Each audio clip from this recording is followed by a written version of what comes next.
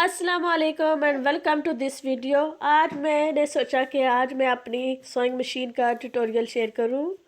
वैसे तो जो भी सोइंग मशीन लें उसके साथ जो उसकी इंस्ट्रक्शन होती है वो साथ दी हुई होती है, लेकिन उसके बावजूद भी मैंने एक दो नीडल्स तोड़ दी थी। तो इसीलिए मैंने सोचा मेरे जैसे भी कुछ लोग होंगे जो नहीं समझ आती जल्दी, तो इसीलिए मैंने सोचा कि चलो शेयर करती हूँ, शायद किसी की मदद हो सके। मेरी मशीन जो है वो ब्रदर कंपनी की है और ये बहुत ही अच्छी क्वालिटी की है और इसका मॉडल जो है AE2500 है। और इसकी जो इंस्ट्रक्शन है उन्होंने बहुत ही डिटेल में समझाई हुई है, स्टेप बाय स्टेप।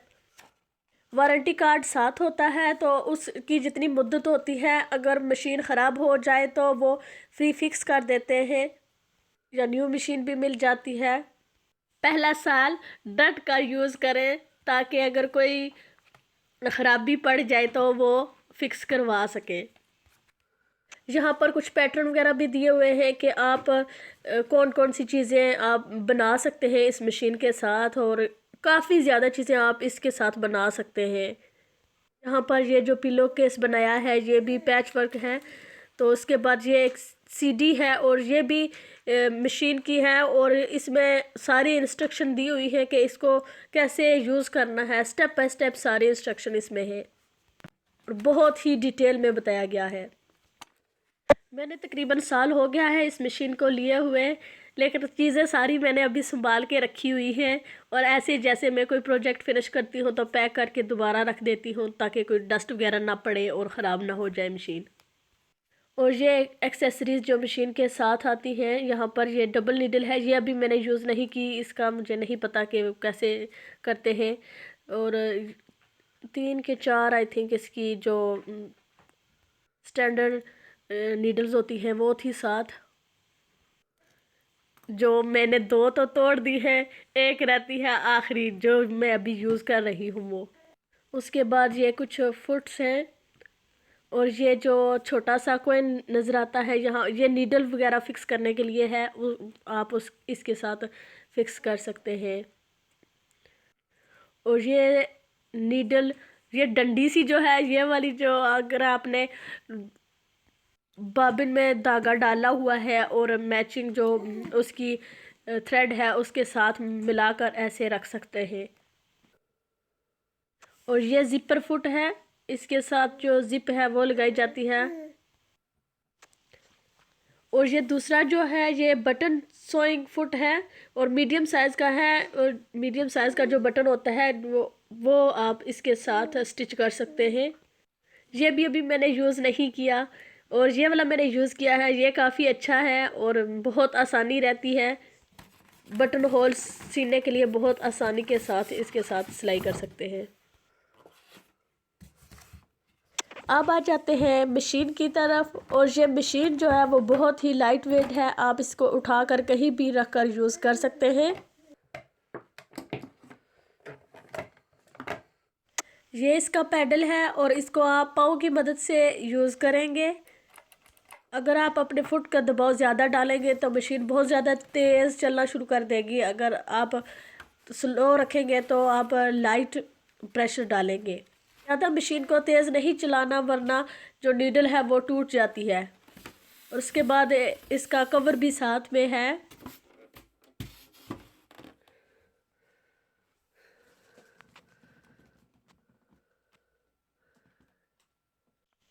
यहाँ पर जो है इसका प्लग जाएगा, ये जो 3 सुराख सुराख तो नहीं है, हुक्स ही बनी हुई है 3, इन हुक्स में ये जो प्लग है ये जाएगा।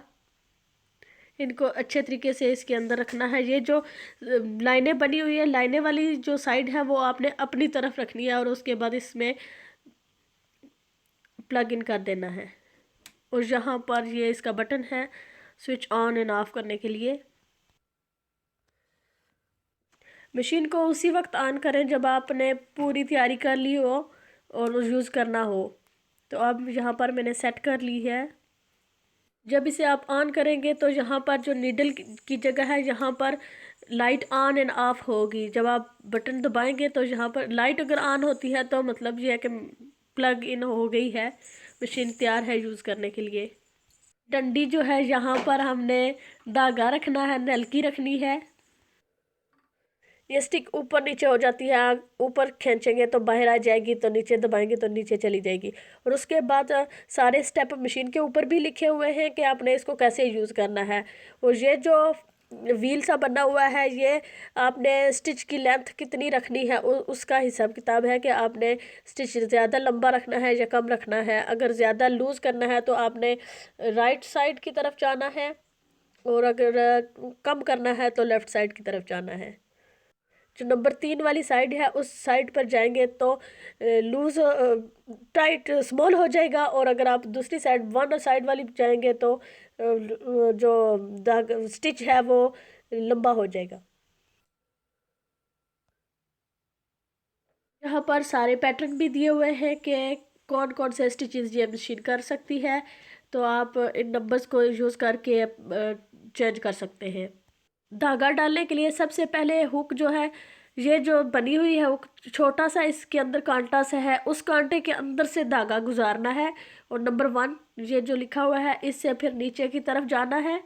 और यहाँ पर नंबर 2 लिखा हुआ है, यहाँ से यहाँ पर ये ऊपर बिल्कुल लिखा हुआ है नंबर 2 ये। अब यहाँ से नीचे लेके जाना है धागे को, और दूसरी साइड जो दूसरी साइड पर नज़र आ रहा है, यहाँ पर अब 3 लिखा हुआ है, एरो बना हुआ है कि यहाँ से धागे को टर्न करना है। इसके अंदर से टर्न करके फिर ऊपर की तरफ लेके जाना है, और अंदर इसकी एक और हुक बनी हुई है। अब उस हुक से गुजार कर नीचे लेके जाना है। अगर ये हुक इसमें से धागा नहीं जाएगा तो जब आप मशीन चलाएंगे तो या तो धागा टूट जाएगा या नीडल ही टूट जाएगी। तो एहतियात के साथ यहाँ से धागे को डालना है। अब यहाँ से नीचे लेके जाना है। यहाँ इसके ऊपर लिखा हुआ है नंबर 4, तो यहाँ से अब नीचे लेके जाना है नीडल की तरफ। यहाँ पर नीडल के ऊपर एक टेढ़ा सा कांटा है। अगेन मैं इनको कांटा ही बोलती हूँ, मुझे नहीं पता इनको क्या कहते हैं। तो यहाँ से इसके अंदर से गुजार के फिर नीडल में धागा डालना है। अगर आप यहाँ पे अंदर नहीं डालेंगे तो धागा बार बार टूटेगा। तो ये वाली हुक जो है वो धागे को टूटने से बचाती है। जो सुई का रुख है उसका रुख आपकी तरफ होना चाहिए, आपको देखना चाहिए। वैसे जो नॉर्मल मशीन होती है हाथ से चलने वाली, तो उसका जो है वो डिफरेंट होता है। तो इसका जो है फ्रंट साइड की तरफ इसका जो होल होता है वो आता है। तो अब धागा इसमें से गुजार कर निकाल देना है बाहर, और फुट के नीचे से गुजारना है। उसके बाद बॉबिन की बारी आती है। तो बॉबिन जो है वो इसकी यहाँ पर बिल्कुल जो फुट है इसके नीचे आती है बॉबिन, और यहाँ पर ये छोटी सी जो प्लेट लगी हुई है इसको स्लाइड करना है अपनी तरफ। इस पे थोड़ा सा प्रेशर डालना है हाथ की मदद से, तो इसको अपनी तरफ करेंगे तो ये निकल आएगी बाहर। उसके बाद जो बॉबिन है वो निकाल लेनी है।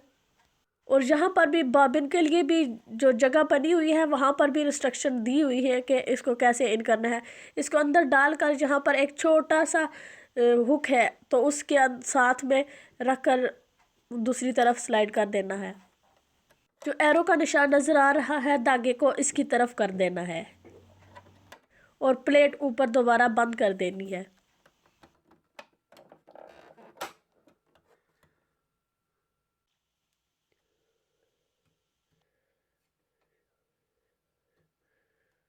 अब आते हैं कि बॉबिन में धागा कैसे डालना है। तो उसके लिए उसी तरह धागा जो है पहले हुक में से गुजार कर दोबारा यहाँ पर जो ये छोटा सा निशान बना हुआ है राउंड सा, तो यहाँ से राउंड लेके जाना है धागे को।